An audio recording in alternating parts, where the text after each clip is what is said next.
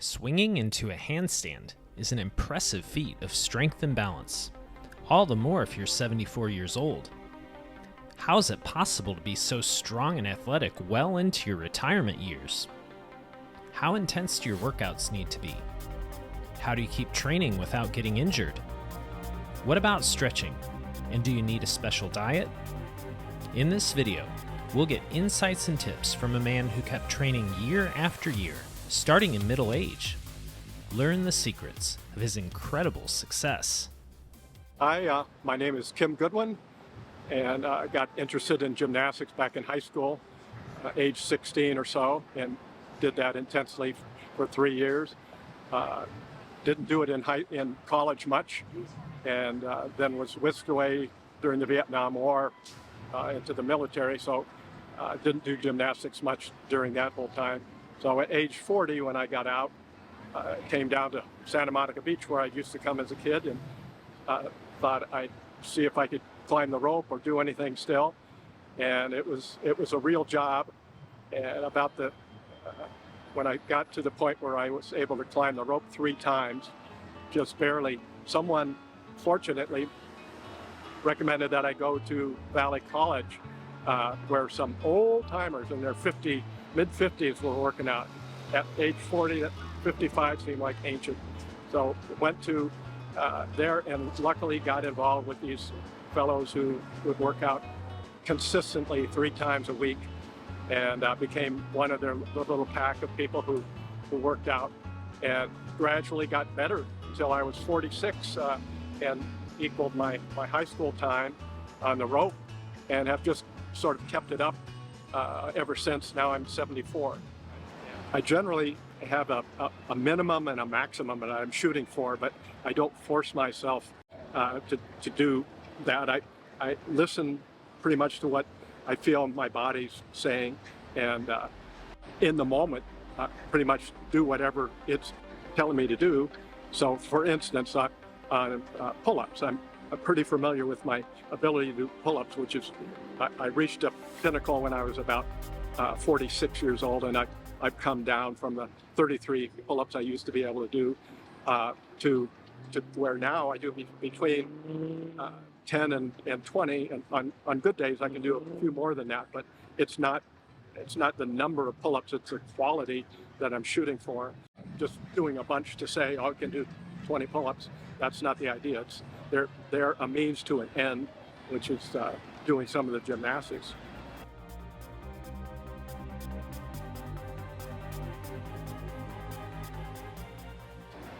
I try to get a sense of what my body is capable of doing that night, and then kind of press it as hard as I can. If I'm having a good night, I like to go for it and push myself as far as I can, and occasionally make a personal best or something close to it for that particular time frame in years that I'm in. I don't expect myself to be able to do what I could 20, 30 years ago, but I have an idea that, oh, I'm working up to where I can do 5 handstand push-ups. So some nights I can barely do 2, and then other nights, wow, surprisingly I can do 5. Maybe I'll shoot for more than that next time. But I just kind of play it by ear. Kim came back to his sport after being away for over 20 years. Assuming an average rate of decline in his muscle endurance, at 40 years old, he would have been at 86% of his lifetime best, though Kim's story suggests he dropped below 86% by then. Either way, with 6 years of training, he was back to 100% for pull-ups and for rope climbing at age 46. The average male is at 77% by age 46 and would be hard-pressed to do a single pull-up. By age 74, Kim is at about 2/3 of his lifetime best, but his average peer is at only 36% of his peak performance. Kim can still do over 20 pull-ups. I'm a big advocate for stretching now in my later years. It's a big part of the workout, and I think really important. I wish I would have been doing it when I was back in my 40s. I wish I had made it a more thorough part of the workout. I might not have had so many injuries and problems as a result of not warming up quite enough. But now I make that a big part of the workout, and I actually take my time. I try to make it as painless as possible, and that also allows you to stretch more. Because stretching is kind of a misnomer. You're really relaxing your muscles. So I try to keep that conscious that I'm relaxing my muscles and not stretching them. And then if I can do it more every day as opposed to every other day, that's better. And that's one thing I can still make progress at this age. That's another reason why I like it. I can anybody at any age can make a little bit of headway on stretching, and it's good for you. I can bend over and pick up anything. I can turn on the light switch with my feet, and it's kind of fun to have that kind of ability at any age to be able to just stretch and not hurt yourself. So I'm a big advocate of stretching. Here are some helpful stretches from Kim's routine that don't require gymnast-level flexibility. Kim takes his time and warms up thoroughly before he starts his workouts.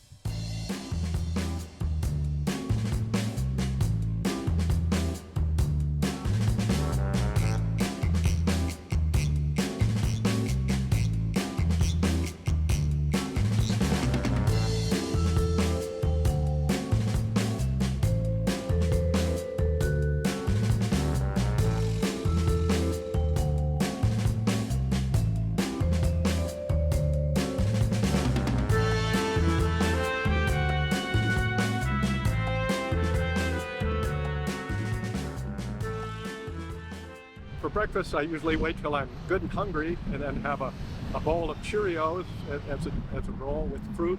It can be any kind, blueberries generally, but strawberries, blackberries, and then I have one or two pieces of raisin bread, about 6 ounces or less of orange juice or sometimes grape juice, and then some nuts, roasted nuts. Might occasionally have no more than 2 squares of dark chocolate, 72%. I mix it up every so often with something a little different, like oatmeal or some other shredded wheat or corn squares, just so I don't get tired of the Cheerios, which are my favorite. Basically, my breakfast is my lunch, so I call it sort of a brunch, and I don't eat again until I'm hungry again. And that generally occurs sometime between 4 and 6 in the evening.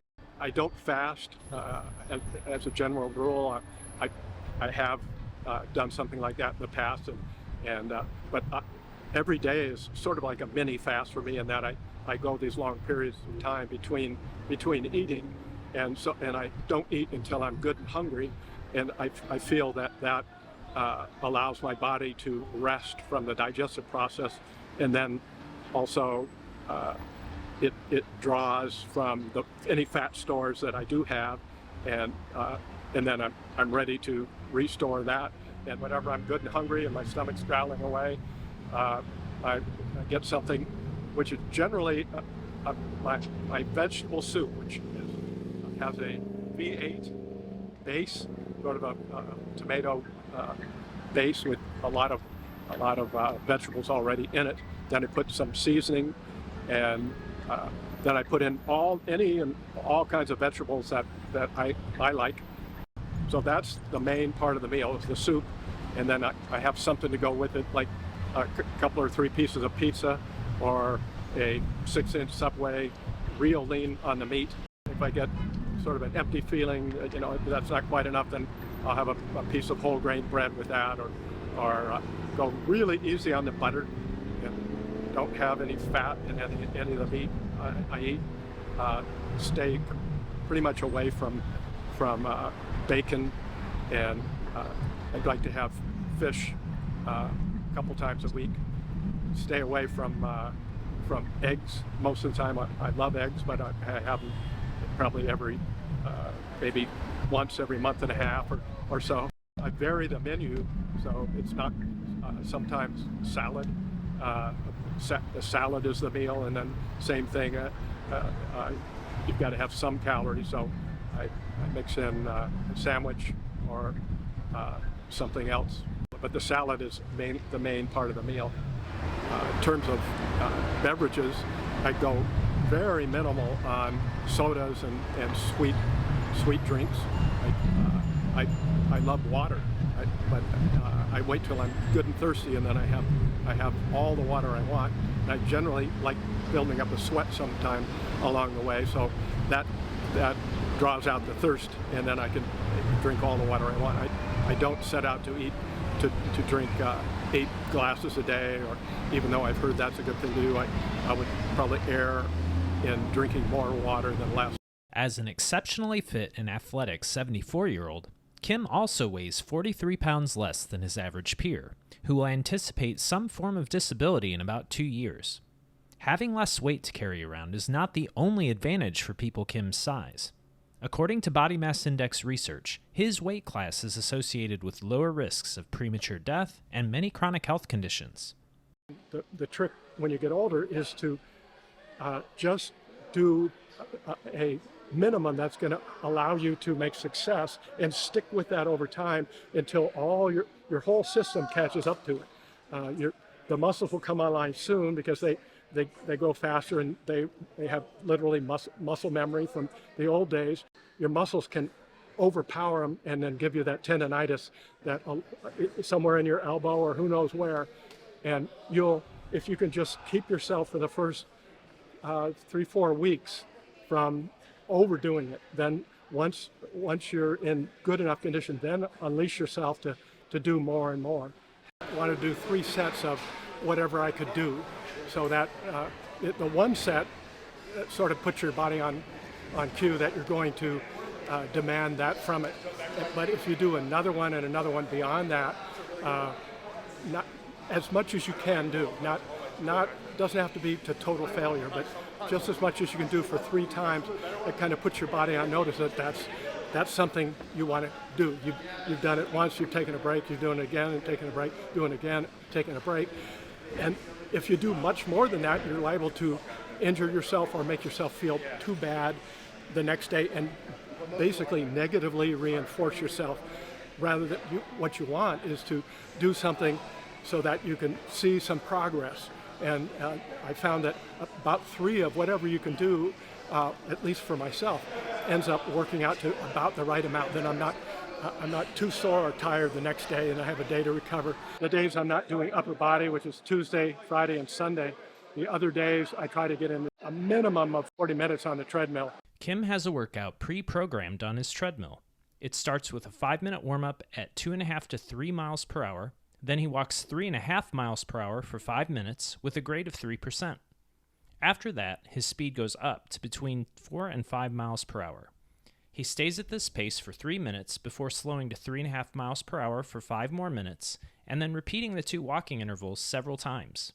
The grade on the treadmill gradually builds up to 6% and then declines to 3% by the end of the workout. Kim finishes with a 10-minute cool down and stretching. It sets a standard that I try to keep, and that's a minimum. And then hopefully I work up to where I can put my hour and a half or so up in the mountains, where I walk pretty quickly, and then whenever I feel like it, I can run or jog, and then slow back down to walk. Anytime I'm going uphill, I try to run or jog. In order to save my knees, I do not run anymore downhill. I try to run uphill. And then that keeps me in cardio condition. If I do that over a period of time, then I get incrementally better. And that's kind of fun to be in that kind of condition. And then I find out it helps me into my gymnastics. My overall body condition gets better. And instead of wearing me down, it actually makes me feel better. The walking speed of the average 74-year-old, if you don't include people that need canes or walkers, is 2.6 miles per hour. A faster average walking speed in seniors is associated with improved life expectancy and quality of life. And the average life expectancy in the U.S., once you reach age 60, is 84 years old. Besides the obvious health and quality of life advantages, Kim's cardio workout, done 2 times per week, is long and intense enough to boost his life expectancy by 3 years compared to people who don't exercise, according to a Cambridge study. 4 workouts, plus just 1 of Kim's gymnastics sessions each week, can add another year. These old guys were climbing the rope, and they weren't just climbing slowly. They would start from a sitting position where I'd been starting from a standing, and they'd zip up that thing 10 to 15, some of them more, times a night. They were all world-class climbers or had been into it when they were in college and had kept with it all these years. They were so inspirational to me since I was probably 18, 20 years younger than they were. But the trick I got from them, the most important thing, is that they were regular about it. They would show up Tuesday, Friday, and then I knew personally Sunday, since the gym was closed, they would go to another gym or the beach, and they do a workout there on the rope. And that's all they did to stay in pretty good condition. Bob Hammond was one in particular who was in such good condition. People would say, how do you look like a Greek god at age 65? And he would say, I work out 50 seconds a week. And of course they thought he was kidding, but that's how long he worked out, because he would do his 13 climbs with 4-minute intervals, and I time him with my own watch on. So I give a lot of credit to these older guys, the camaraderie that we had over all the years, because I stuck with them for 30 or 35 years. They were still climbing into their late 80s. Sandy Warner, when he was 87 or 88, I watched him go up 5 strides, good sized strides with no legs. And the only reason he didn't go higher was when you're 80 some years old, getting 10, 15 feet in the air seems a little high. So, and before the pandemic, he could climb 7 climbs, 7 strides. So, and he was about 85 when he did that. So what an inspiration those guys were to me. Thank you, friend, for passing on the inspiration to all of us. It's amazing what you can accomplish over time with patience and tenacity, as Kim would say. Here are his top training tips. Number 1, be consistent with your workouts every week. Number 2, train with a group of friends who inspire you. Number 3, warm up thoroughly every workout. Number 4, stretch often, relax, and take your time. Number 5, keep an open mind and listen to your body when you exercise. Number 6, do cardio workouts between your strength training sessions. And number 7, start slowly when you're getting back in shape, especially if you're older. We hope you enjoyed Kim's story. To learn more about how exercise affects aging, click this video. Why I Exercise gives you tools to get the health benefits you need from the lifestyle you enjoy. See you next time.